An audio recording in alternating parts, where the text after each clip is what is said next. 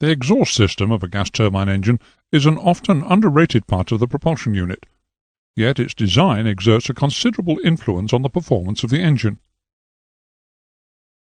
The gases which discharge from the turbine must exit in the correct direction and at the optimum velocity to provide the thrust of the turbojet engine.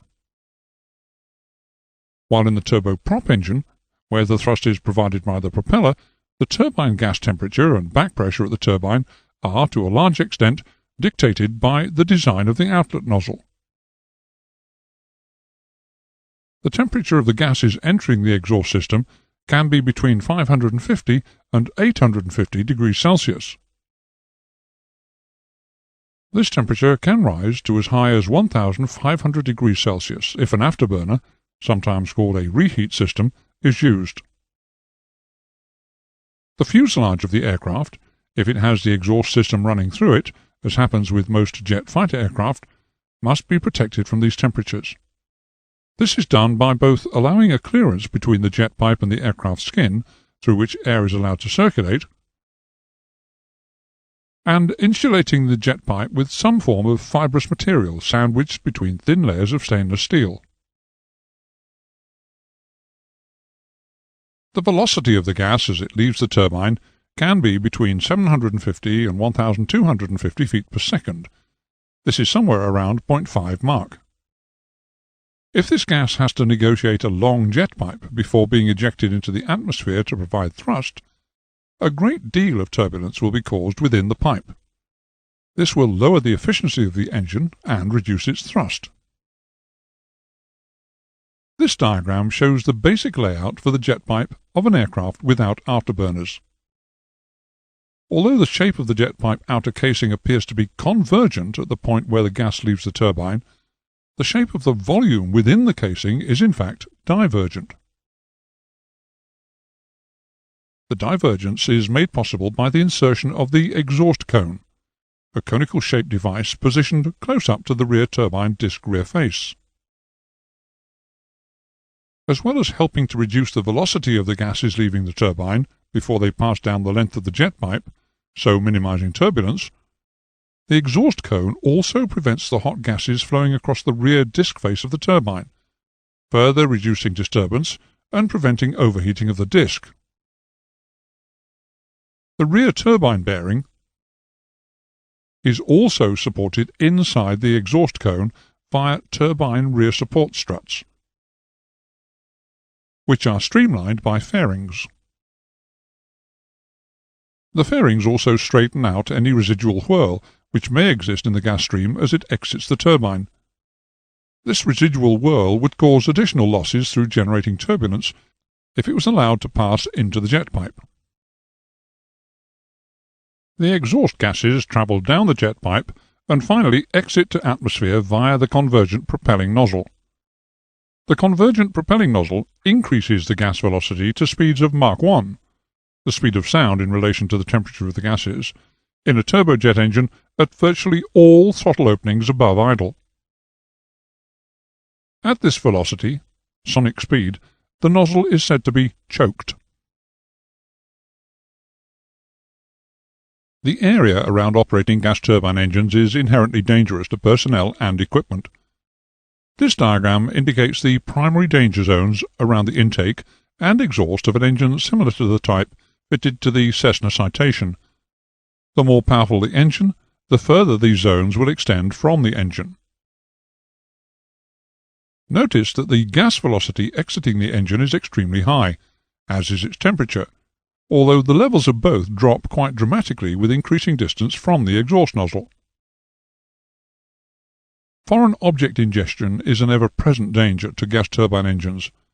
This short video graphically illustrates the perils facing both personnel and equipment when they are in close proximity to engine intakes. The area behind an operating gas turbine engine is just as dangerous as the intake area.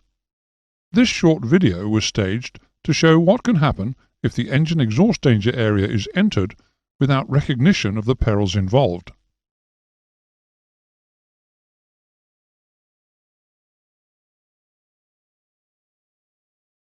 In the convergent exhaust duct, the shape of the duct accelerates the gas. In a turbojet, the gas flows at subsonic speed at low thrust levels only. At almost all levels above idle power, the exhaust velocity reaches the speed of sound in relation to the exhaust gas temperature. At this point, the nozzle is choked, which means that no further increase in velocity can be obtained unless the gas temperature is increased.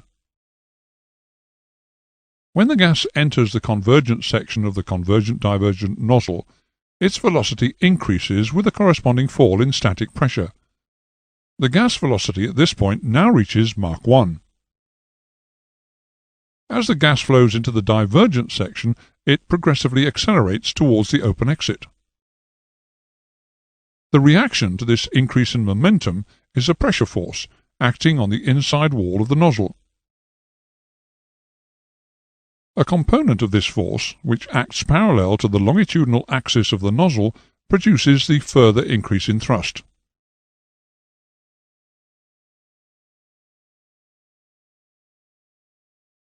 Having two gas streams to pass to atmosphere makes the exhaust system of the bypass engine a slightly more complex affair to the essentially simple systems we've examined so far.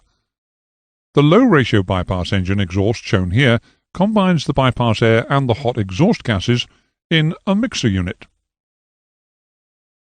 The mixer unit ensures thorough mixing of the two streams before they're ejected into the atmosphere.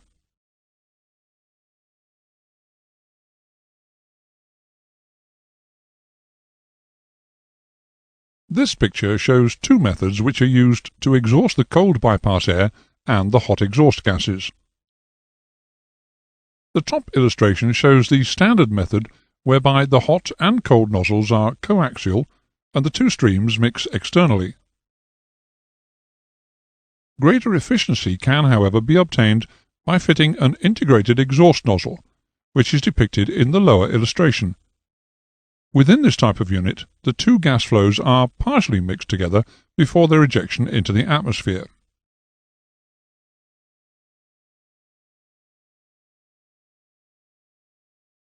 This diagram shows relative sound levels from various sources, some of the highest among them being aircraft engines.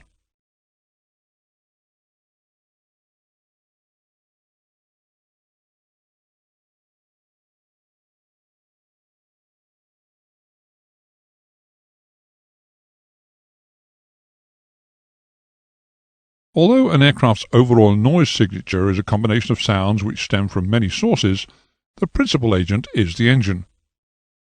Airport regulations and aircraft noise certifications governing the maximum noise level which aircraft are allowed to produce have forced rigorous research into ways of reducing that noise.